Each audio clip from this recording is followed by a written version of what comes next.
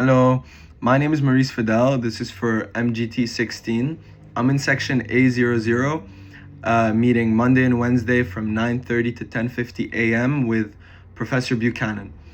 I'm answering the prompt. I've read the code of conduct of Patagonia, and this is what it tells me about the company.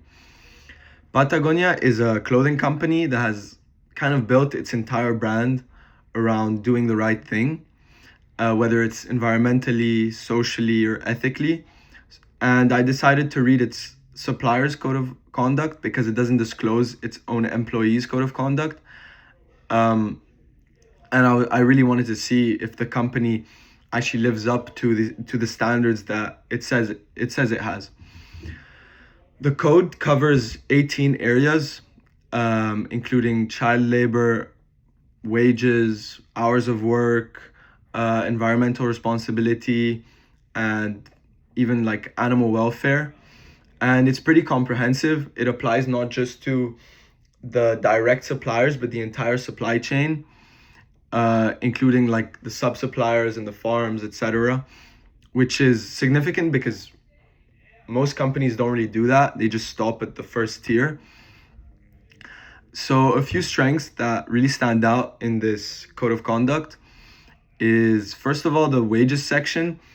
For its suppliers workers, it doesn't just ask to pay them minimum wage. It specifically says that suppliers should work towards wages that meet workers' basic needs and provide some discretionary income, which is taken directly from the document, which means a living wage standard and is above a minimum wage. Also, it really supports workers and protects workers' rights to unionize and collectively bargain, whether again it's wages or standards of work and stuff like that, which when comparing it to the company that we discussed in class, Starbucks, does the complete opposite and does not really protect those rights. And finally, the traceability section of the document asks suppliers to map the entire supply chain once again and disclose it to Patagonia, which is really rare and hard to enforce. But just the fact that it exists shows that like there's a genuine attempt at transparency. On the other hand, where there's gaps in this document is, first of all, it doesn't disclose its own employees' code of conduct. So it may apply these standards to its suppliers, but does it really hold itself to the same standards? There's also kind of the animals welfare section is a bit vague. It doesn't have any specific demands. It just says work progressively towards humane practices, which is not really specific. Kind of the same thing with the environmental section.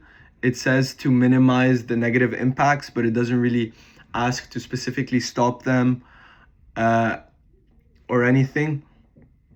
And it just says to cause no unnecessary harm. And when it's a company that has this reputation of being environmentally ethical, you kind of want it to be a bit deeper. And when you compare it to how it's been used in real world, I think Patagonia does a really good job because they have a really good track record of backing up their values. For example, they've sued the US government over environmental policies, and in 2022, they donated their entire company to an environmental trust. So in the real world, I think it does respect the code.